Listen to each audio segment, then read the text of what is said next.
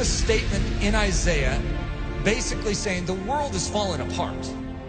Staring back at Israel, saying judgment is turned away backward and justice stands afar off.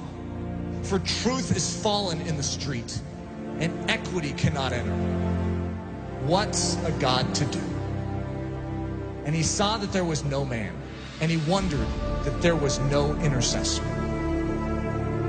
An intercessor basically means one who fills the gap. If you have a walled city and there is a hole in the walled city, you know, just this little part that is like broken down, it's like a pile of rubble, and actually you can sneak through it. You know that there's a vulnerability in a time of war? If you have an enemy, what's an enemy looking for? The gate, to try and scale the gate? They're looking for breaches or holes in the wall. They're not stupid. They're not going to waste their time going through the front door when they can go through a side little broken down breach. So the enemy, by his very nature, is constantly watching the integrity of the wall. He's looking for holes. We have massive holes in our life that give the enemy access to do with our life what he sees fit to do. We can say, that's horrible, I'm a Christian. Yeah, you're a Christian with breaches. You are not supposed to be a Christian with breaches. One of the key definitions of Christianity could be a man or a woman whose walls are repaired, who is made strong. Why?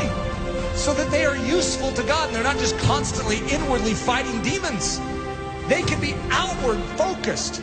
God says to Israel, I will bless you so that you can become a blessing to the nations. God's pattern is to make you strong so that you're useful. There is a hedge that is supposed to be built up around your life, and it very likely isn't. You need a strong man. You need someone who can step in and fight off that enemy to make you strong so that you can start focusing outward instead of on your own issues. Most of us as Christians, the church is so weak because we have literally less than 1% of our time that is able to focus outward because we are so caught up in our issues and our difficulties. Even the healthiest among us, we have issues. We have difficulties, whether it's relational, whether it's financial, whether it's health, we have issues. And there's a dying world out there. You know that estimated 150,000 people died and went to hell today? Let's think about this. What did we all do about it? Did we take a step forward in beginning to do something about it? Or are we just stemming the tide from our life falling apart even more than it is? We are living on the defensive instead of the offensive. What we need is the same thing God was looking for back then. The walls are broken down.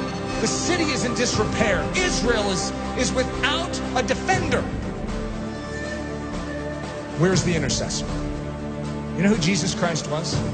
In a nutshell, he's the intercessor. He's the man who stands in the gap.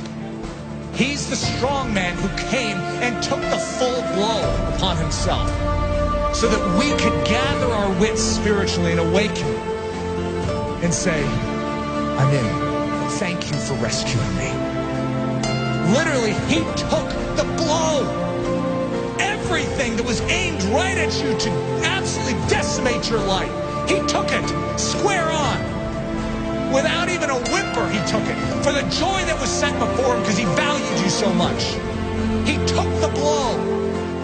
See, one of the things that happens with the life of Jesus, we have a tendency to make him a mousy character.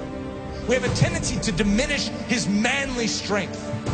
We are talking about the greatest warrior of all time.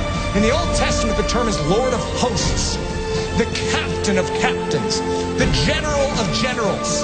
And he's a general that led his troops into battle with his own life. He's the one that did it. All the rest of the army was cowering in the background. They couldn't fight this army. And he stood up single-handedly and defeated them. That is our intercessor. That is our king. And the same way that he stood for you then, I want you to know, he still stands for you now. When you behold the cross, and you behold the resurrected Christ, and when you behold the ascended Christ who sits at the right hand of the Father, you no longer will just remain where you are. you will say, God, do it all within me. For your glory, make me strong. Make me strong to give. God is looking for an intercessor, someone who will make up this breach. We need to become a body that is thinking about every single one around us, as opposed to ourselves.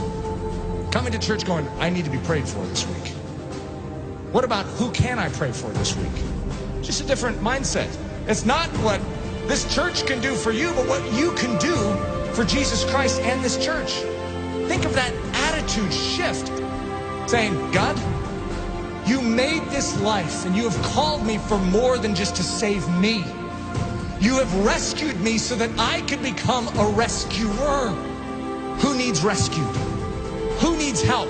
Who needs me to stand in the gap and take the hit? That's the attitude. It's not your skin and how you can save it. It's how you can spend it for His glory. His glory. For His glory.